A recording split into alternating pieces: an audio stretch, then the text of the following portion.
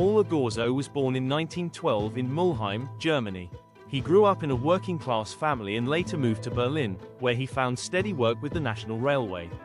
By the late 1930s, Ogorzow had joined the Nazi Party and served as a member of the paramilitary SA. To his colleagues, he seemed like an ordinary railway worker, but behind the uniform, he was hiding a violent double life. During World War II, Berlin was under blackout conditions to protect against air raids. The darkness gave Ogorzow the cover he needed to commit his crimes. He began assaulting women along the railway lines at night. His attacks grew more violent over time, eventually turning deadly. Between 1940 and 1941, Ogorzow targeted women riding late-night trains. He would strike them with a blunt object, throw them from moving trains, or assault them in deserted railway areas. At least 8 women were killed in this way, and many more were injured.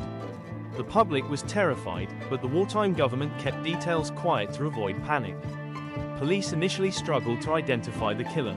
They interviewed thousands of railway workers before narrowing their focus to those who had night shifts. Ogorzow was arrested in July 1941 after a surviving victim described her attacker. When questioned, he confessed in detail to the murders and assaults. He claimed the blackout and the isolation of the trains made it easy to kill. Investigators were shocked by his lack of remorse. In December 1941, Paul Ogorzow was convicted of multiple murders and sentenced to death.